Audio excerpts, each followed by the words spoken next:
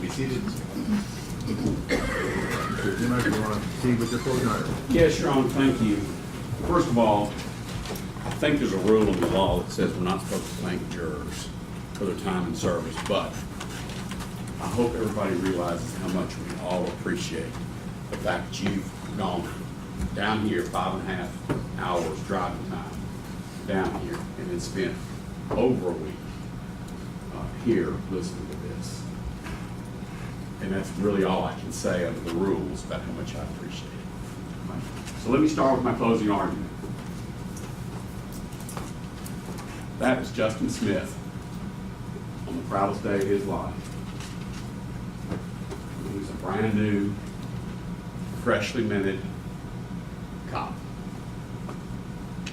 And that's who I represent, Justin Smith, right over there.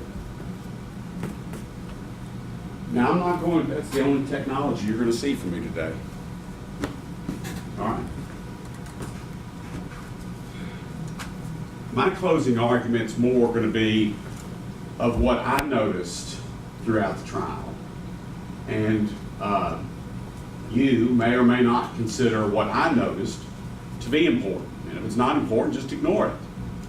But it could be that you noticed and made note of some of the same things. And since it seems like we've been here for an eternity, I'm going to go through them. Again, use what you want and move on the things you don't want. All right? So I'm going to try to move quickly.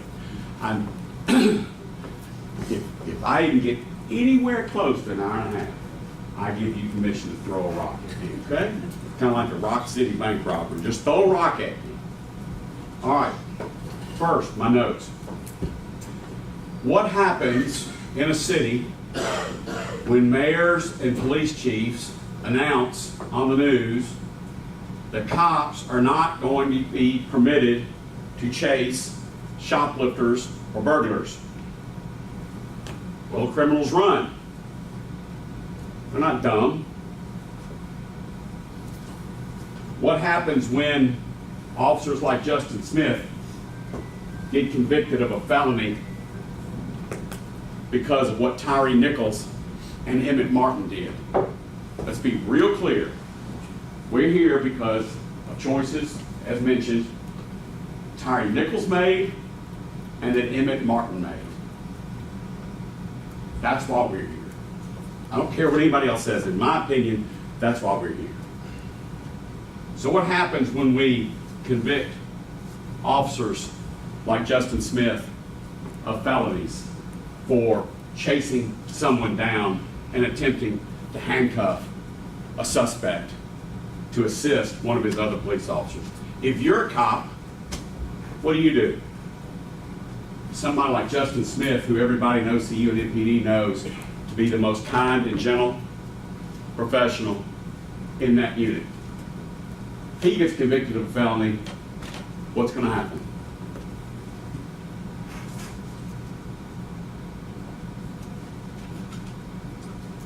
They're going to run. The cops are going to run. Cops are going to run to Chattanooga to be a cop in Chattanooga. They're going to run down to South Haven, Mississippi. They're going to run. And maybe if they left the streets to the politicians and the preachers and the parents to police the streets, maybe the city of Memphis might learn. Your Hamilton County Sheriff has on his website, I don't know if you know this or not, your Hamilton County Sheriff, who I met, says on his website, we chase cars. He has it on his official website. You think the criminals know that? You think the burglars know that? Shoplifters, carjackers, you think they know that? It's your sheriff that's going to chase cars. Just down the road, less than 10 miles from here, the DeSoto County Sheriff, Thomas Tuggle. On his website, it says, we chase criminals, we chase cars. Don't bring your crime. It says, don't bring your crimes from Memphis down here. It's just literally 3 miles south of Memphis International Airport, DeSoto County, Mississippi. We chase cars, we chase criminals. You think they're down there shoplifting? You think they're down there breaking into 94 cars in one night?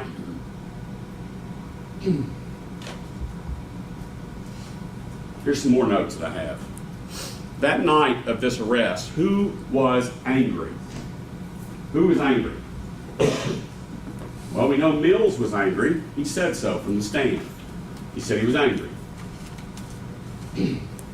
We know Emmett Martin was angry. You couldn't be anything but angry and unhinged if you're Emmett Martin doing what he did. Was Bean angry? Nope. Remember now, when I answer a question, I'm not going to ask you a question. The DA's office asked you a couple questions one time. I said, God forbid they actually answer some of those questions. When I ask a question, it's rhetorical. Was Bean angry? Nope. You didn't hear a peep from him. I said, come on, bro, give me your hands. Was Justin Smith angry? Listen to the audio. Justin Smith is that squeaky voice you hear. He was panicked. He had enough years on the job arresting felons, 90% of whom are armed. He had enough sense to be scared and screaming on the radio, send more cars. Was he angry? Nope. But Mills and Martin were angry. Who took breaks from OC spray, pepper spray? We keep calling it OC spray like it's, something to keep on the back of your stove. Pepper spray. You saw how potent it was. And Miss Henley said, in one breath, she says, oh, we heard how Mills and Martin were immediately affected by the OC spray. Remember saying that? But Smith and Bean didn't have that luxury. So Miss Headley tried to make it sound like it didn't get on them. Did y'all notice in training that when they give them that one shot in the eye, there's nobody standing behind that cop that gets it in the eye? It's called backsplash or overspray. Miss Headley told you that Martin was standing next to Mills. Go back and watch the video. No, he wasn't. He was standing next to Bean. He was standing across from Mills when he shot that spray. And Martin is not a little guy. He bailed out. Whew! Whew! Can't catch my breath. Mills took a 1 minute and a half break because some of the back spray got on him. At that first traffic scene, Haley's the one who sprays. Okay? Hemphill is across from him with his taser on the leg. And Hemphill gets it. It's like room spray. You're not going to be able to surgically do it, okay? And it is super powerful. For over 8 minutes, go back there and time it. Haley couldn't catch his breath. He couldn't see. He was prying his eyes open to get water in it. Hemphill, while Mr. Leffel was reading out the times of what was going on over at Castlegate, Hemphill was still coughing up a lung. Hacking and coughing on the... And he only got a little shot. Bean and Smith didn't have that luxury. They let go of that man on the ground with a handcuff on him. Somebody's going to get shot. It might be Nichols, because if he gets up with that handcuff and starts swinging it. Or a cop's going to get hurt. Miss Headley actually had the temerity to look you people in the eye and say that Bean and Smith were holding the victim Nichols down on the ground. Remember saying that? Don't answer. Mills stated from the witness stand that Bean and Smith weren't holding him down to be holding him down, to get punched, kicked, or whatever. Mills said that those two guys kept their hands on Nichols to keep him on the ground to get him handcuffed. What else could they do? Did Smith and Bean get a break? Haley and Hemphill got over an 8-minute break. Mills took a 1.5 minute break. Those two guys never got a break.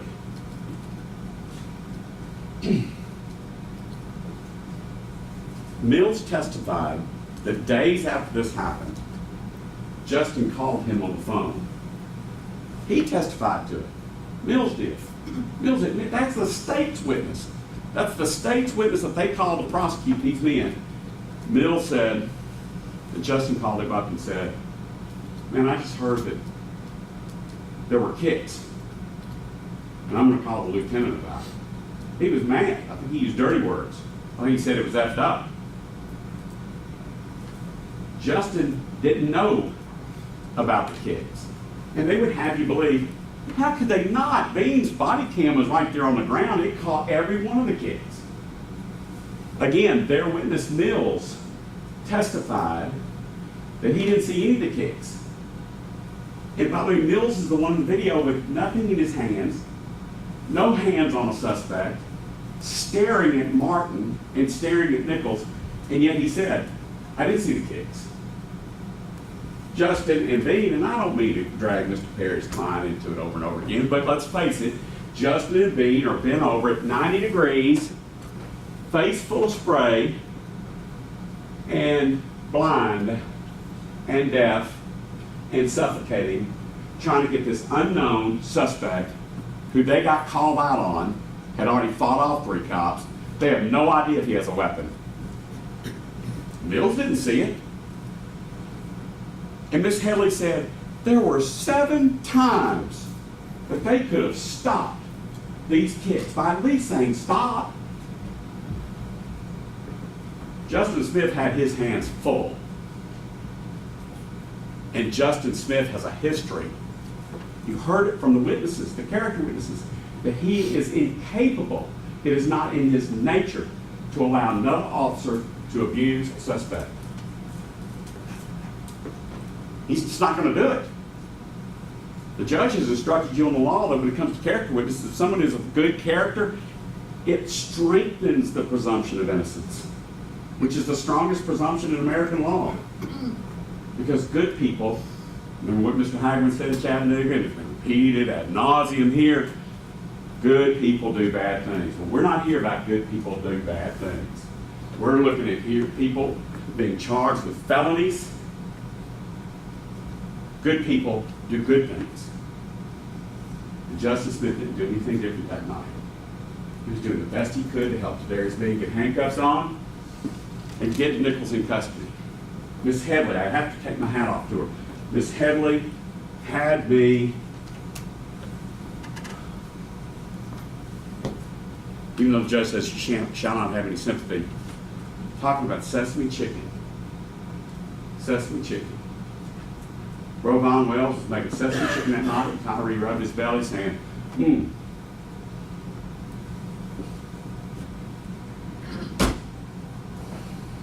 Justice Smith did not do anything to Tyre Nichols.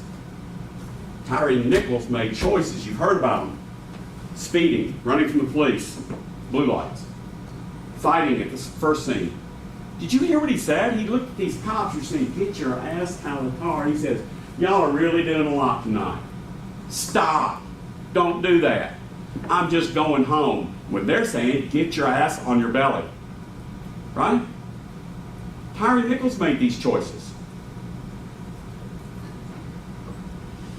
This isn't about sesame chicken. It's about Tyre Nichols somehow getting 750 pounds of men off of him and running to the next street over and hiding behind a Toyota 4Runner. Wiping his face, wiping that spray off. And then he happens to be seen by Mills and Bean. These guys have guts that I don't have. Okay? I flew Army helicopters for a long, long time. I've never had a shot made at me in anger. Okay? These guys, over 2 and 3 year periods, are making over 1,000 felony arrests themselves. 80 to 90% of them have hidden weapons on them. Frankly, when Emmett Martin announced he's got to hold my gun, he's got my gun, in other circumstances, I'm surprised somebody gets shot and killed right then. That's a deadly force situation, you heard from the experts. Instead, they're trying to talk him into getting his arm behind his back. Dude, get your arm behind your back before I break your shit. Foul language. This is not some guy worried about going home and eating sesame chicken. The investigation. Let's talk about this investigation. Whew. Chuck Baker comes, impressive fellow from TBI, and I asked him, Whose decision was it to return Kelly Rogers' pink American Express card? Not return. Did I say return? They didn't return it. It wasn't Tyre Nichols' American Express card to begin with. Whose idea was it for you to give the American Express card and all these other cards to Tyre Nichols' mother? And he goes, well, he took his instructions from the DA's office. That man right back there. He took his instructions from the DA office, Mr. Mulroy. Let me offer you a suggestion. If you don't like it, if you don't believe it, throw it out. If they call Kelly Rogers up and say, we have your American Express card, would you like to come down and get it? Don't most owners of the credit card say, where'd you find it? Well, we found it in Tyre Nichols' car. There was a better than even chance that Kelly Rogers was going to tell the media, my credit card was found in Tyre Nichols' car, the one that's making worldwide news. And there goes the narrative right down the commode, right? He's just a victim waiting on sesame chicken. Instead, they gave Kelly Rogers' American Express card to Rovon Wells. Is she going to go to the media saying, oh, by the way, they found this American Express card in my son's car? No, she's not. And that story ends. Don't tell me this wasn't directed. Don't tell me this investigation was not focusing on those cops. They take DNA swabs from their mouth, they take their shoes and their boots, cut them up for DNA, and they don't go down to St. Francis Hospital with a search warrant for Tyre Nichols' blood. See if he's on anything. He's got 5 narcotics officers saying he's high as a kite. And they don't go down and get a search warrant. Don't tell me this investigation was not tainted. Somebody told me that y'all are going to be jealous if I referred to my iPhone, because y'all haven't had an iPhone for a week or two, so bear with me. This is not one to throw a rock at me, okay? I'm going to read you a headline. Headline is a public record. A newspaper is considered a public record under the law. Okay, I'm just going to read you the headline. Memphis has broken homicide record. New numbers show. November 20th of 2023. 11 months after this. Right? Keep up. That's November 20th of 2023. CNN headline. CNN. Memphis mayor meets with gang leaders to request ceasefire in effort to curb city's gun violence. March 3rd of 2024. Mayors are meeting with gang leaders to stop gun violence. Yeah, maybe we approach.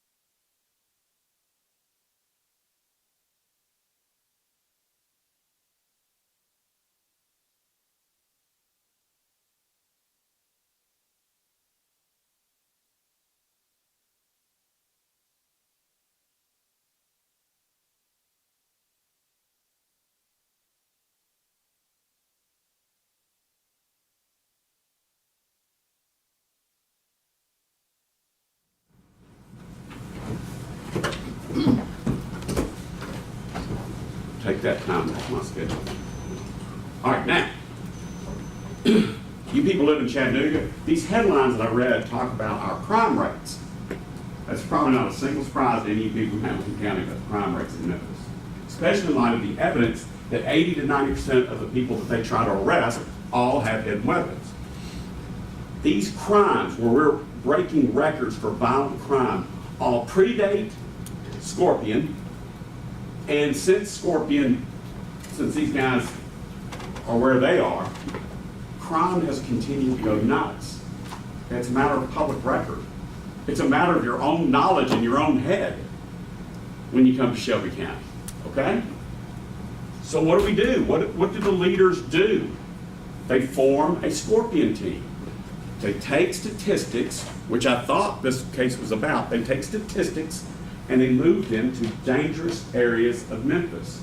And they leave them there for a week with the sole purpose of removing criminals with, felony arrest warrants, stolen cars, drugs, to get them off the street. They do it for a week or two, and then they got to move on to the next precinct because they get the crime down in that precinct for a little while, and there's another precinct going nuts. So they have to go over there for a week or two. Remember in my opening argument, I said these cops serve in the most dangerous unit in the most dangerous city in the United States. That goes to their mindset when they attempt to pull a car over that keeps going. That's in their mindset when they tell Nichols, get out of the effing car. They don't use language we're going to use at church. And Nichols pulls back against him and they pull him out of the car. That's what's on their mind. Let go of my gun. That's what's on their mind. Justin Smith watching Tadarius Bean go down a dark street. Don't believe me, believe Mills. He didn't even know what street they were on. A dark street. They're chasing an unknown fleeing suspect. Bean's by himself, tackles him. Justin, with a blown out knee, gets out of his car to go over and help Bean handcuff. At that point, why did Tyre Nichols just say, all right, whoa, you got me. I'm done. Remember Keith Berry said, the real gangbangers, the real thugs know to put their hands behind their back, right? Right? It's going to go quickly and be over. These were not a bunch of bullies, monsters. Mr. Ackerman said they're not monsters. Well, of course they're not monsters. They're doing a job that none of us in here have the guts to do, to try to keep the rest of us safe. All Tyre Nichols had to do was, all right, man, you got me. He might have spent a little time in jail for some of the stuff they might have found, but he wouldn't be dead.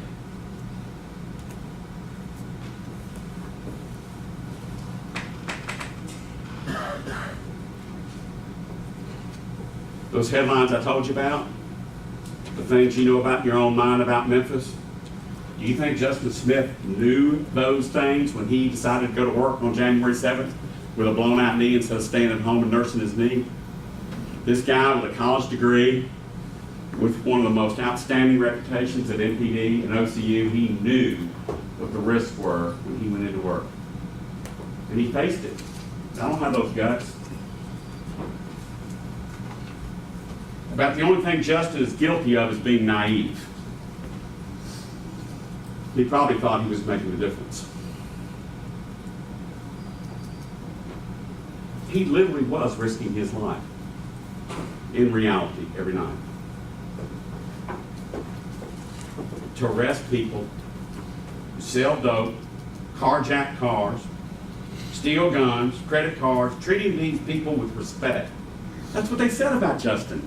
He's dealing with the worst people in Memphis. And Wojciechowski, who was his lieutenant and actually made arrests with him, with pepper spray in their face. Nemak, who is the old school guy, he says that Justin's new school. That is, he treated the suspects with respect. So is he going to change his spots that night and treat Tyre any different? No. This is Emmett Martin and Tyre Nichols' doings.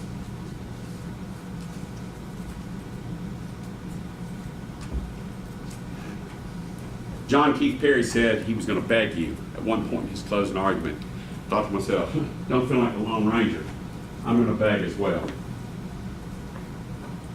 I'm going to beg 12 people that end up on this jury to stop the misery Justin Smith has been going through, being charged with second-degree murder, aggravated assault, kidnapping, official misconduct, and official oppression. End it. Go to the jury verdict form. I'm going to read you the pages to make it hopefully better for you. And check the box, not guilty. And let Justin try to get some semblance of order. He'll never be a cop again. There's nothing we can do about that. If you're involved with the Tyre Nichols arrest, you're not ever going to be a cop again. Convicting Justin Smith of anything. By the way, a lot of times these people, these governments, they charge people with all these charges, right? And some of them sound pretty harmless, like official misconduct. That sounds like the clerk at the license plate place taking $5 out of the till. It's a felony. Official misconduct is a felony. Official oppression is a felony. Do not convict Justin Smith of any of these charges. Next thing I'd like to tell you. When I represent a client who, let's face it, probably did do something they shouldn't do, I love lesser included offenses. Because I figure, well, the jury might cut me some slack, and instead of convicting them way up here, they'll convict them way down here. Okay? The state is the one wanting you to go through 35, I think it's 35 different charges, lesser included offenses. They're hoping that you'll get back there and you'll negotiate and compromise and say, well, you know, I'm not guilty of murder, but let's tag him with this. That's their idea. I'd just soon try Justin Smith on murder. But I'm forced to defend him on all those lesser charges, which is just a game, in my opinion. It's just a game. Your Honor, this whole, if Your Honor could give some type of instruction to the jury that the lesser includeds are the law in the state of Tennessee, and that's why Your Honor has included those in the jury instructions. Right. That's not something that the state did. I'm going to allow them to finish the closing arguments, and I'll only give an instruction. Thank you.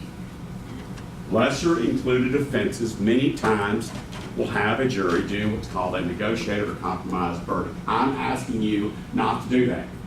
I just don't know how much clearer I can make it. I'm asking you not to do that.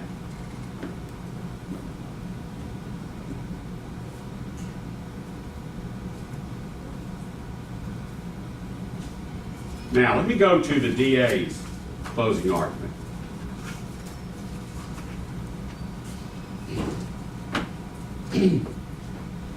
And I'm only going to do some of the high points.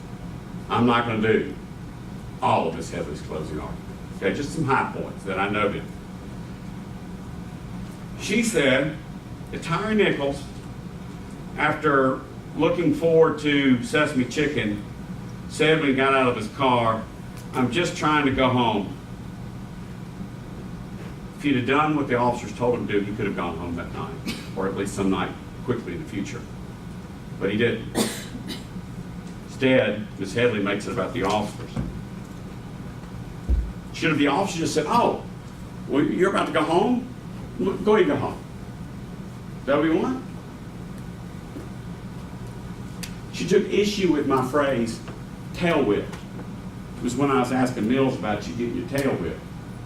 These guys face felons every night, and they can't keep this guy under control. And by the way, this is the second scene. The first scene, he's already whipped their tails and got away from them. So that was my phraseology that Ms. Headley took issue with. These officers clearly were in over their heads with this one suspect, Tyre Nichols. Mills said he was angry when he used his baton. I think he was being honest and candid. But then he went on to say, yeah, while I was angry, if Tyre had just given us his hands, I would have not have hit him. Even though he was angry, Mills said that if he had just given us his hands, I would have never struck him. You can't believe Mills 1 minute and disbelieve him the next minute. That's their witness. I'm not even going to spend too much more time on the DA's office continually saying that Bean and Smith were holding Tyre Nichols down, and they even played it to you in slow motion. That's not what Mills said. Mills said they weren't holding him down for beatings. They were holding him down trying to get him in handcuffs. That's their witness. Miss Headley stated, and I should have objected, Miss Headley stated they had to have felt or heard the kicks. Remember her saying that to you? She's telling you that they had to have felt and heard the kicks. I didn't object, instead I wrote this note down. Their witness, Mills, says he didn't see the kicks. Their witness, Mills, says he heard the thud, and when he saw the second punch, he turned away and walked away because he didn't want to see it. Smith and Bean didn't have that luxury. First of all, they didn't see it, and second of all, they could not let go of this suspect. This is crazy to evaluate this case on slow motion video in a 70-degree courtroom versus out there on a dark street. This is crazy to evaluate them criminally this way. I'm just going to take my time. I don't mean to keep you hungry, but Miss Headley said Mills and Martin reacted to the OC immediately. Well, what are we going to do? Punish Bean and Smith for just sucking it up and fighting through it? So Miss Headley's saying they couldn't have felt or tasted or smelled the OC spray because Mills and Martin reacted to it immediately.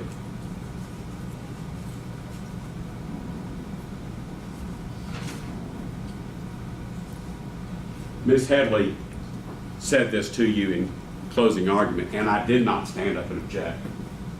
It said, cops had no idea about the cards and the dope in the car, and the mushrooms only weighed as much as $2 bills.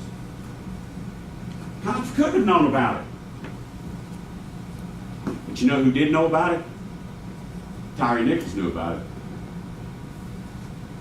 It's okay for Miss Headley to tell you what the cops didn't know. It's okay for me to tell you what Mr. Tyre Nichols knew. He knew what was in that car. He wasn't scared of those cops. I think he probably got scared of them.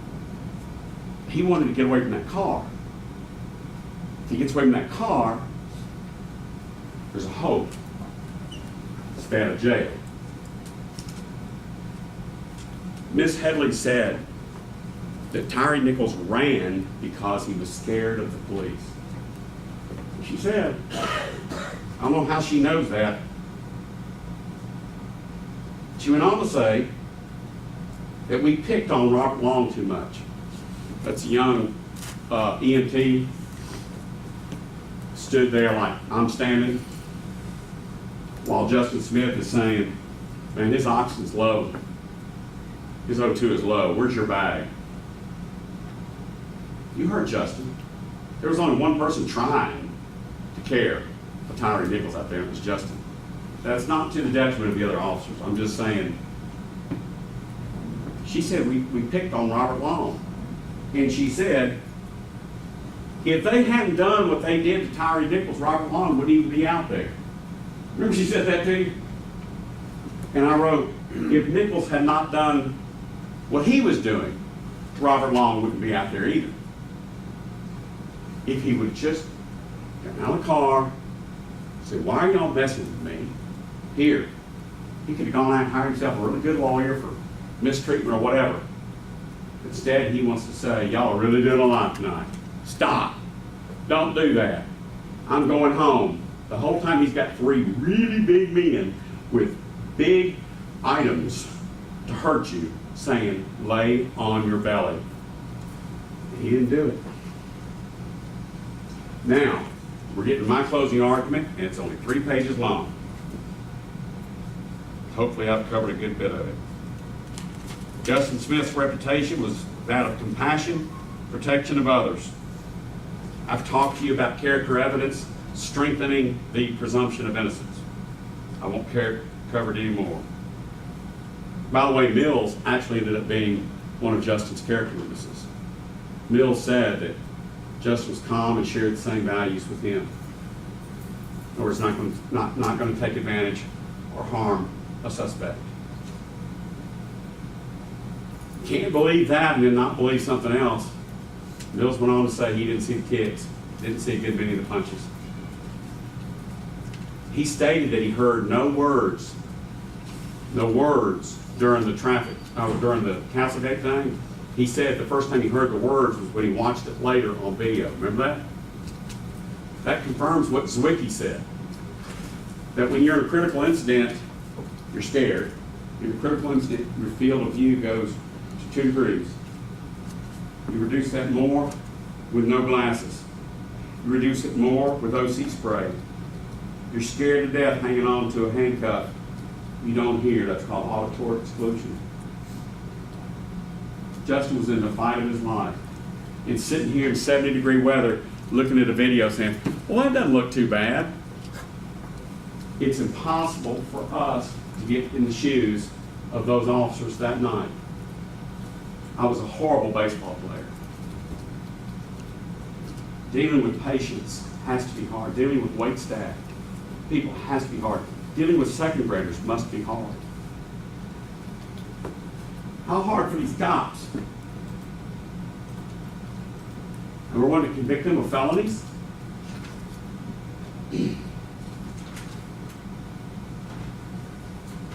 I told you a minute ago I was going to tell you the pages.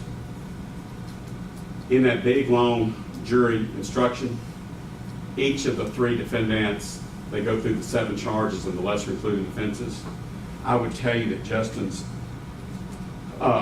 charges, where you mark guilty or not guilty, is at page 72, page 75, page 78, page 81, page 84, page 87, and page 90. Page 72 is second-degree murder and the lesser included offenses. Please mark not guilty. Page 75 is aggravated assault.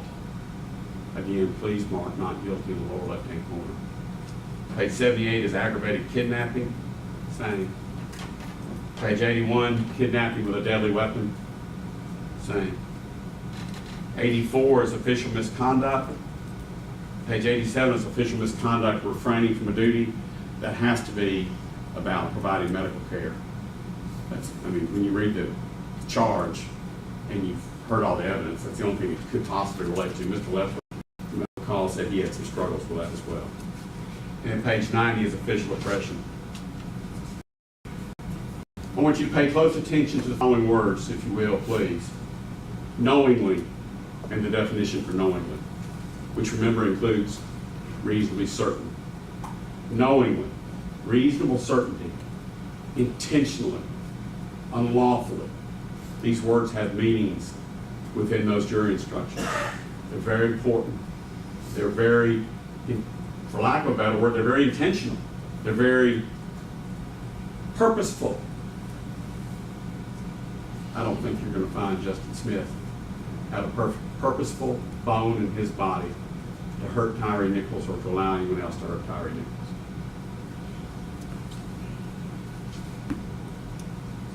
There's no way sitting in this courtroom looking at grainy video and pieces of moving body-worn cameras that Justin is guilty of a crime beyond a reasonable doubt to a moral certainty.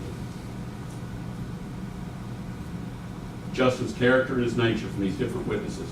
I ask you just to answer this in your own head. Would Justin hurt a suspect? Would Justin lose his temper? Would Justin allow someone else to hurt a suspect? Will he encourage or assist someone else to hurt a suspect?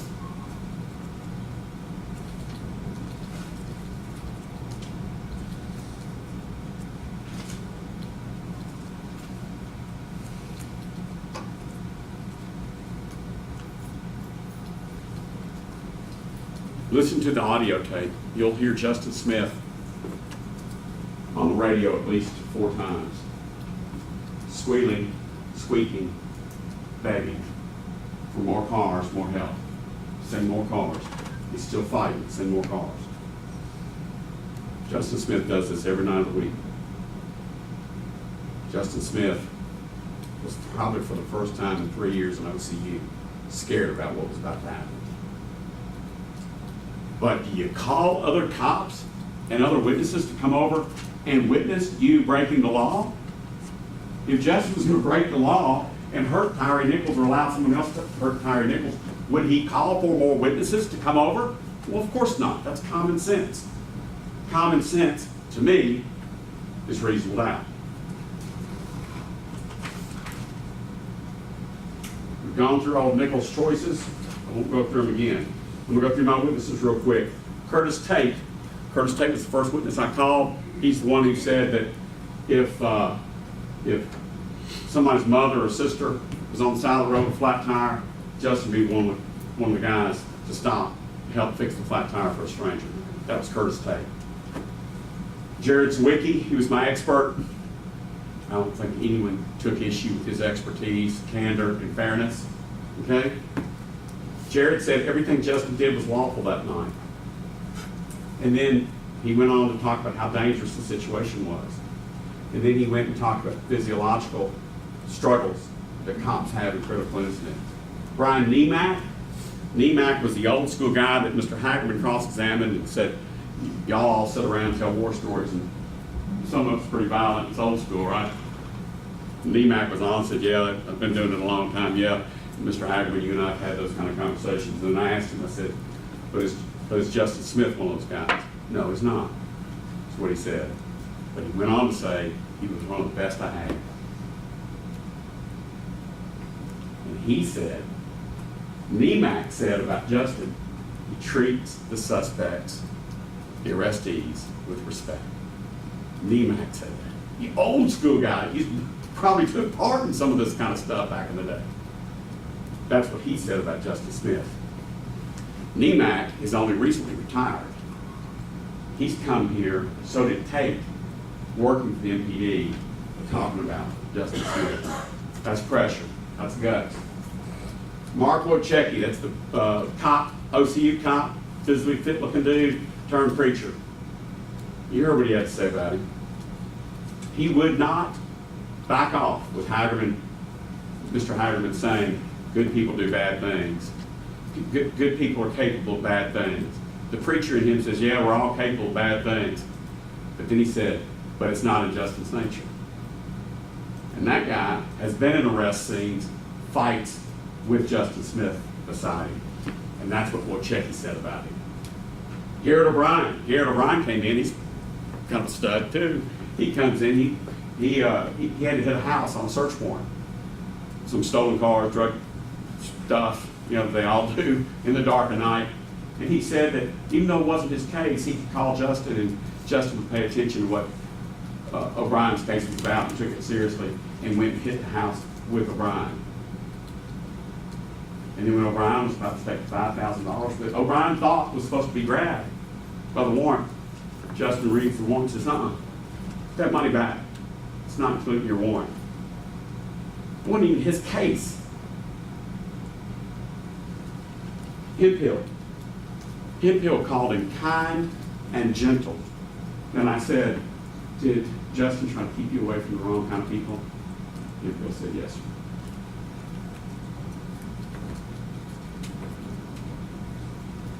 Desmond Mills, their client. He made fun of about how blind he was.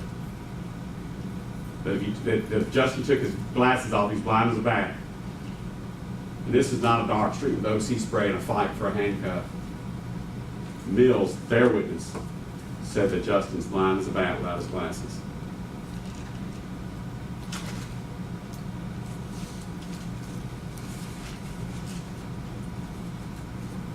You heard all the audio and video.